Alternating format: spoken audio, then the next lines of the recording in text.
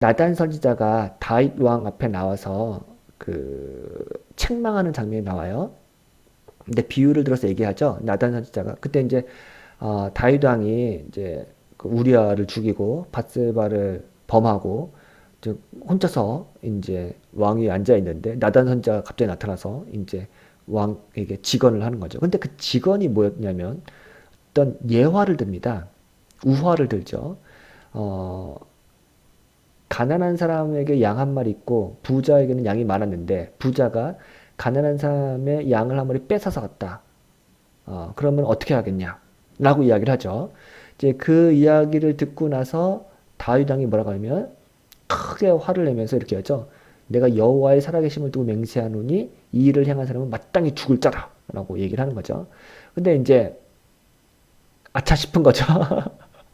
왜냐면은 나단이 그 다음에 뭐래요? 바로 당신이 그 사람이다.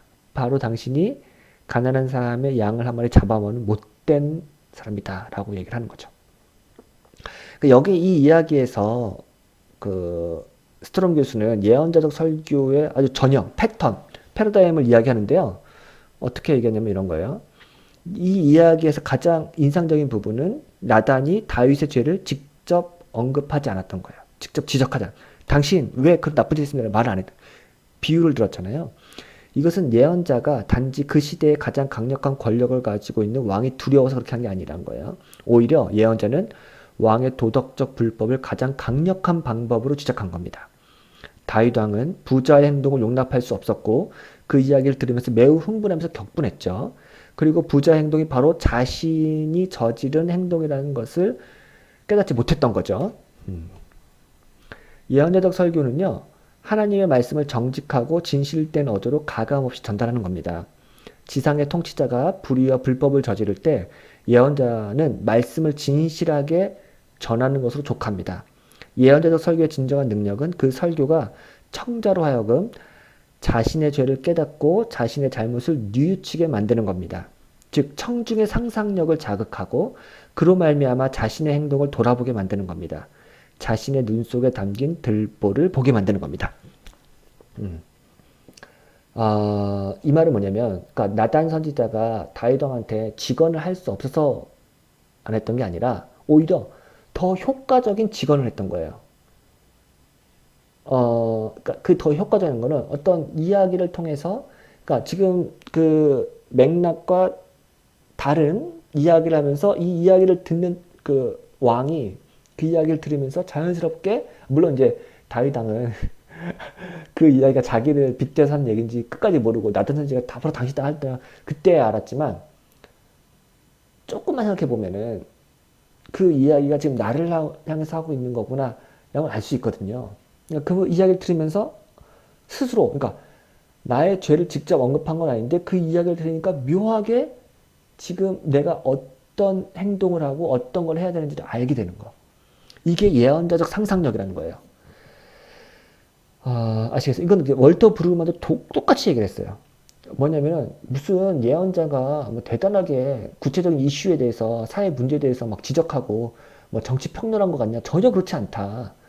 오히려 예언자들은 굉장한 비유를 많이 사용했다. 그래서 뭐 제가 저도 다 기억이 나지 않는데 막 온갖 그 메타포들, 도구들, 사물들, 동물들 이런 것들을 막 언급하면서 그런 것들을 통해서 그 시대의 어떤 시대상을 고발한 거다라고 얘기하는 거죠.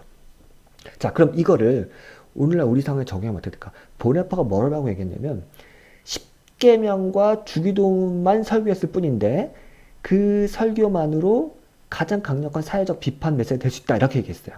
근데 이게 굉장히 독특하죠. 그러니까 여기도 마찬가지로 복음을 설교했는데, 그러니까 복음을 설교했는데 그 복음이, 그러니까 이 복음이란 거는 그 굉장히 기독교의 핵심 메시지를 설교했는데 그것을 듣는 청중이 그걸 듣고 깨달아서 즉각적으로 내가 지금 이 상황에서 내가 어떤 행동을 해야 되는지를 알게 해주는 상상력을 자극했다는 거죠. 이게 어떻게 가능할까요? 그냥 가능한 건 아니겠죠? 결국 이거는 굉장히 기술이, 저는 한 번 더 기술이 필요하다고 생각하는데, 예를 들어서 우리가 뭐 아브라함에 대해서 설교, 다윗에 대해서 설교하고, 예수님이 어떤 산상수훈 설교하건, 혹은 뭐 바울의 뭐 로마서 복음을 설교하건, 뭘 하든 그냥 그거를 설교한다고 해서 자동으로 이게 됐냐? 그건 아니라 생각해요. 예. 그러면 지금까지 강해 설교 열심히 했던 한국 유명한 설교자들의 설교를 들으면 당연히 그 설교를 들은 사람이 막 행동이 확 바뀌었겠네요. 예, 그렇진 않았잖아요. 사실 솔직히 말하면. 물론 뭐 설교를 제대로 하고 복음을 제대로 선포하면 사람이 바뀐다. 뭐 물론 맞아요. 그렇게 됐겠죠. 근데 이거는 이제 제 말은 지금 내면의 변화뿐만 아니라 어떤 사회적 변화 혹은 행동의 변화까지도 말한 거니까 조금 더 다른 차원으로 말씀드리자면 예를 들어서 지금 설교자가 우리 사회의 가장 심각한 문제에 대해서 인지할 수 있겠죠. 뭐 예를 들어서 뭐 가정폭력이라고 합시다. 뭐 아동학대라고 합시다. 뭐 이런 것들이 우리 사회에 굉장히 심각한 사회 문제예요. 혹은 뭐 부동산이라든가 청년에 대한 실업 문제, 혹은 취업률 부족, 뭐가 됐다고 합시다. 근데 이런 문제를 갖고서 나단 선지자처럼 메시지를 전하는 거죠. 그러니까 나단 선지자는 이미 다윗 왕이 어떤 죄를 저질렀고 어떤 잘못을 저질렀는지 알기 때문에 그거에 맞는 비유를 했잖아요. 이게 전 설교자의 역할을 생각하는 거예요. 예를 들어서 오늘 우리 사회에서 청년들의 문제라든가 혹은 뭐 가정폭력에 대한 문제가 있다고 하면은 그것을 가장 효과적으로 드러내기 위해서 내가 지금 성경의 어떤 본문을 끄집어내서 설교를 해야 되느냐라는 거죠. 근데 저는 뭐 당장 제가 뭐 어떤 걸 설교할지 잘 모르겠지만 뭐 성경 본문에서 어떤 걸 끄집어 왔다고 합시다. 그래서 그걸 막 잘 설교했어요. 그럼 자연스럽게 이 설교를 듣고 나서 아, 가정폭력이 이렇게 심각하구나. 우리가 가정폭력을 줄이기 위해서는 이렇게 해야겠구나. 라는 것을 이 설교자가 구체적으로 막 그걸 오늘날 상황에 맞게 막 지적해주지 않아도 자연스럽게 알 수 있게끔 그 설교를 구성하는 거죠. 아, 이거 어렵나요? 예, 어려울 수 있겠는데, 좀만, 그러니까 설교를 조금만 더, 잘 구성하면은 전 충분히 가능, 왜냐면 성경 안에도 그와 유사한 패턴들과 이야기들과 심지어 대안까지도 그 안에 전 담겨 있다고 생각하거든요. 그를 잘만 구성하면은 그 설교를 듣는 사람들이 그 이야기를 듣고 새로운 것을 깨달아 알 수 있다고 생각해요. 저도 뭐 작긴 하지만 제 어떤 경험담 하나 얘기하면은 한창 그 검찰개혁 목소리가 나오고 사법부에서 막 비리를 많이 저지르고 막 그런 게 많았잖아요. 지금도 많이 있지만 한창 그럴 때 제가 이런 설교했던 것 같아요. 그 아합 왕이 이것도 열왕기상 22장인가? 그 나봇의 포도원을 빼앗잖아요.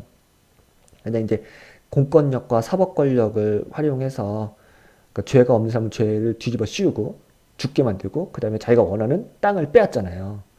근데 이거를 여러분 잘만 설교하면요. 그러니까 한창 그 문제가 불거졌던 그 현 상황에 대한 굉장히 날카로운 비판이 될 수가 있어요. 예. 그러니까 그 성경에 의외로 그 저울의 추를 공평하게 하라 하고 약한 사람의 것을 빼앗지 말 이런 메시지가 많잖아요.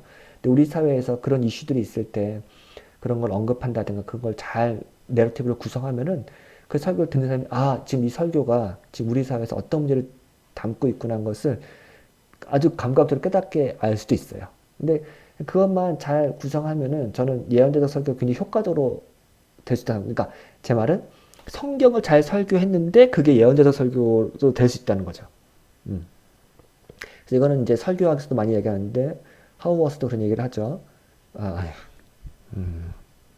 크리스토퍼 라이트로 얘기도 하는 건데 이 내러티브를 잘 설교하면 이 내러티브 이게 성경의 내러티브와 오늘날 내러티브가 딱 만나는 부분이 있다는 거예요.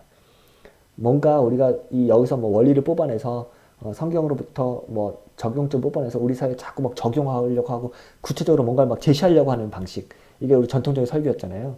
그래서 오늘의 상황을 잘 막 설명해가지고 우리 이렇게 이런 상황에서 이렇게 설명합시다 이렇게 삽시다 성경에 보니까 이렇게 하려고 했으면 이게 막 적용해 주는 거 디테일하게 적용해 주는 설교도 물론 굉장히 좋은 설교지만 한편으로는 상상력을 자극하는 설교도 되게 좋은 설교거든요. 그 말은 뭐냐면 성경의 내러티브를 잘 전달했는데 이게 오늘날 상황과 딱 들어맞아가지고 듣는 사람으로 하여금 성경의 이야기가 진짜 살아있는 이야기가 돼서 지금 나의 삶과 내 현실, 우리 사회의 현실을 막 직면하게 만드는 설교. 예, 그런 설교도 가능하다. 그래서 이제 보네포도 다시 한번 얘기했지만, 아, 십계명과 주기도문만 잘 설교해도 그 복음만 잘 전해도 사회를 향한 강력한 사회 비판과 강력한 사회 윤리, 사회 실천이 될 수 있다라고 얘기했습니다. 사실 십계명이 그게 다 들어있잖아요. 그 십계명을 오늘날 현대적인 감각으로 그 기독교 윤리라든가 실천 신학적으로 잘 설교하는 게 되게 중요하다고 저는 생각합니다. 네, 그런 부분이 예언자적 설교의 한 예가 될 수 있겠다라고 할 수 있는 거죠. 네, 뭐이 정도로 마치도록 하겠습니다.